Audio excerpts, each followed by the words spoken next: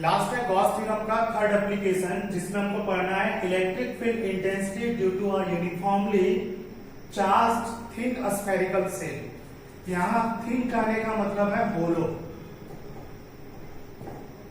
CBSE के जो syllabus में है वो हमको होलो पढ़ना है। Solid sphere means non conducting नहीं पढ़ना है, हमको सिर्फ होलो स्फीयर पढ़ना है। तो कंडीशन है, एक स्फेरिकल सेल है जिसमें चार्ज का डिस्ट्रीब्यूशन कुछ इस तरीके से,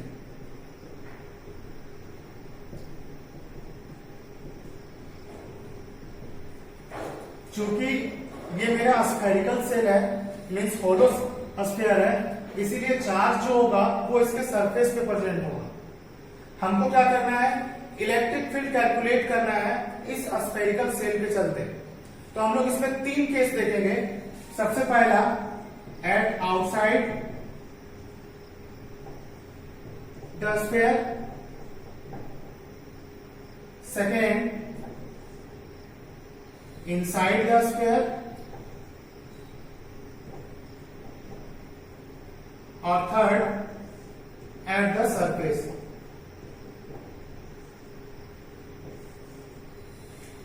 eight outside the sphere, inside the sphere और एट द सरफेस।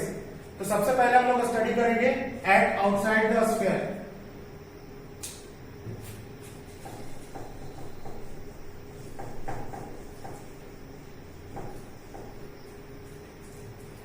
तो कंसीडर कर रहे हैं स्फेरिकल सेल जिसमें चार्ज यूनिफॉर्मली डिस्ट्रीब्यूटेड है इसके सरफेस पे। हम इसका रेडियस r कंसीडर कर रहे हैं।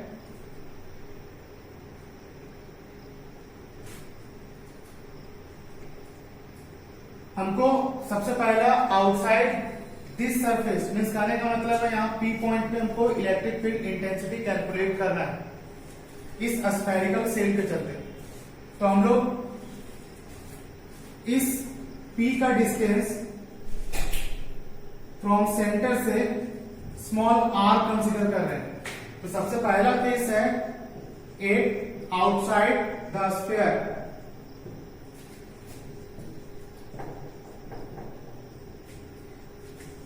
कहने का मतलब है r is greater than capital R। तो हम लोग इस P को कंसीडर करते हुए एक गॉसियन सरफेस ड्रॉ करेंगे। ये मेरा एक गॉसियन सरफेस होगा।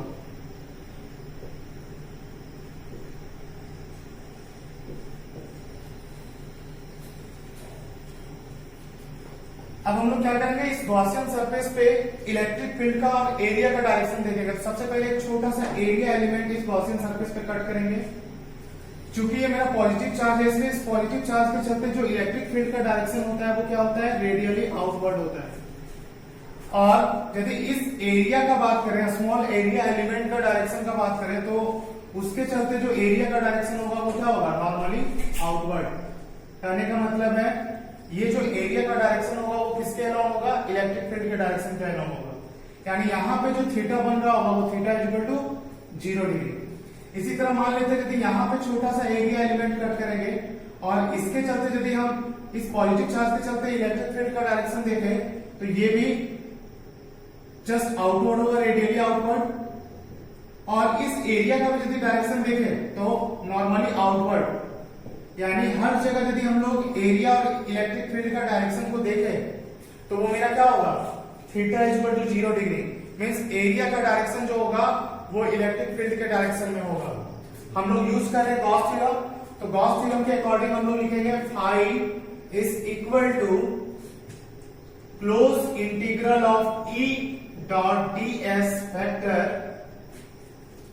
Is equal to Q inside upon epsilon naught. यहां पे एरिया और इलेक्ट्रिक फील्ड के बीच का जो एंगल है वो कितना है, 0 डिग्री। यानी close integral of E ds cos 0 degree is equal to Q inside upon epsilon naught. यहां से यदि हम लोग देखें तो इस गॉसियन सरफेस पे इलेक्ट्रिक फील्ड का वैल्यू जो होगा वो क्या होगा, कांस्टेंट होगा। तो इलेक्ट्रिक फील्ड को हम लोग कांस्टेंट यहाँ पे देख रहे हैं, इसलिए ई को हम लोग क्या करेंगे, बाहर कर देंगे इस इंटीग्रल साइन से।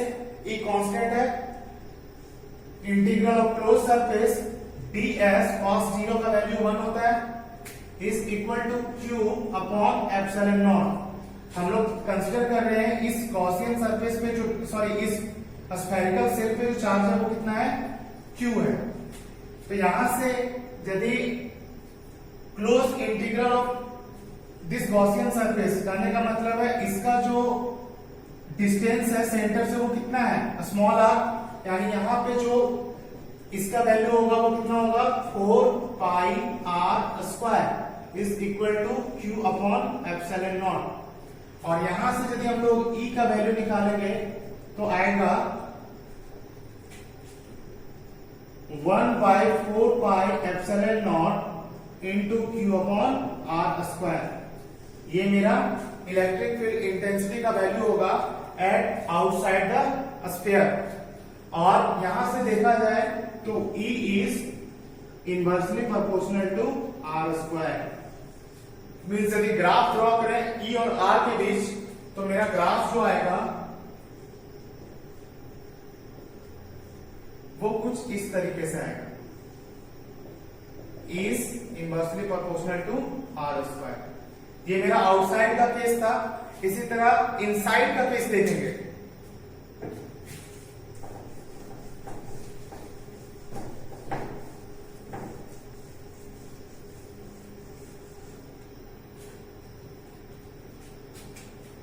सेकेंड केस जो मेरा होगा वो होगा इनसाइड द स्फीयर।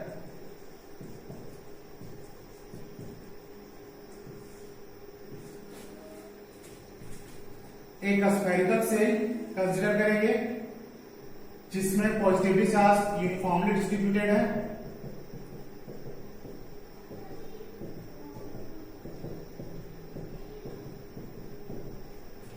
हमको इनसाइड एक पॉइंट P पे कैलकुलेट करना है इलेक्ट्रिक फील्ड का वैल्यू क्या होगा।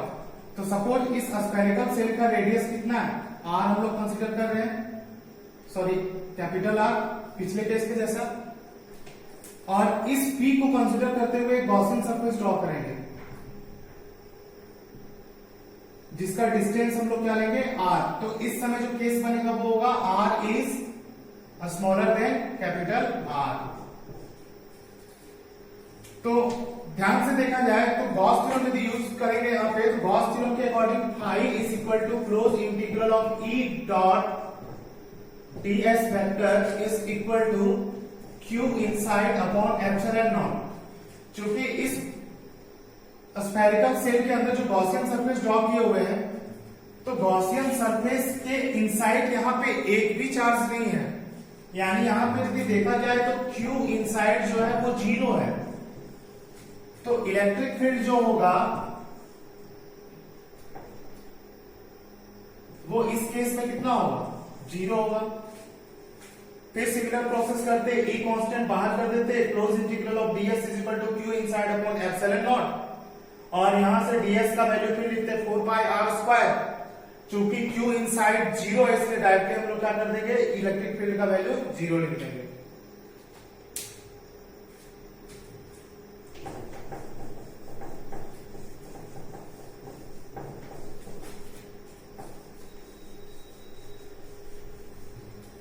नेक्स्ट है एट द सरफेस। थर्ड जो एप्लीकेशन है, सॉरी थर्ड जो स्फीयर का केस में हम लोग कंडीशन निकाल रहे हैं। Third condition at the surface, कहने का मतलब है R is equal to R। Suppose ये मेरा स्फेरिकल सेल था जिसका रेडियस कंसीडर किए हुए थे कैपिटल R, और इसमें चार्ज जो था वो यूनिफॉर्मली डिस्ट्रीब्यूटेड था।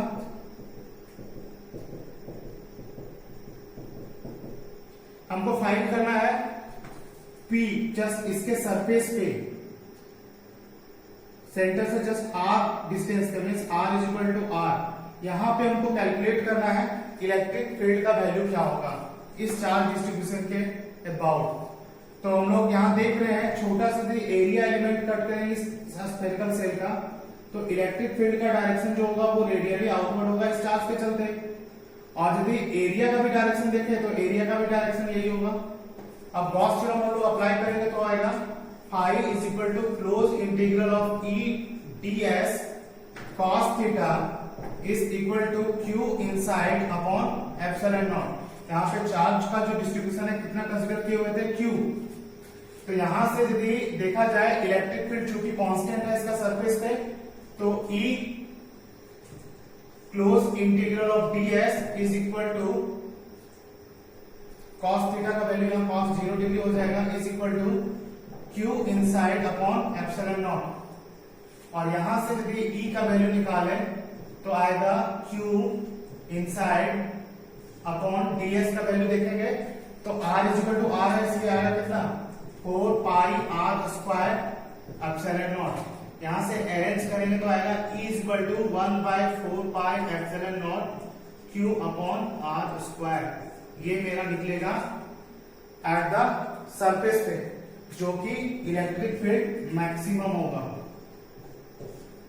तो ध्यान से देखें, इलेक्ट्रिक फील्ड आउटसाइड के लिए जो था वो कितना था 1/4 pi epsilon naught q upon r square.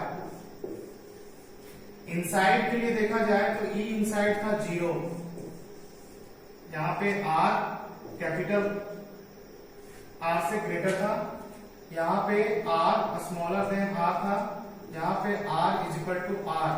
यदि R इक्वल है R के तो E जो मेरा एट द सरफेस पे था वो कितना आया 1/4 pi epsilon naught Q upon capital R square. यदि हम लोग ग्राफ ड्रॉ करना चाहे तीनों केस के लिए तो आएगा, ये एक स्फेरिकल सेल कंसीडर किए हुए हैं, इधर हम लोग R लेंगे तो यहां पे just R is equal to R, यहां पे मेरा इलेक्ट्रिक फील्ड इंटेंसिटी मैक्सिमम होगा और यहां से डिक्रीज होगा और यहां पे मेरा 0। ये मेरा electric field intensity versus R का ग्राफ होगा। तो ये था electric field intensity due to spherical shell. और स्फेरिकल सेल कैसा, होलो स्फेरिकल सेल। तो ये मेरा थर्ड एप्लीकेशन था गॉस थ्योरम का।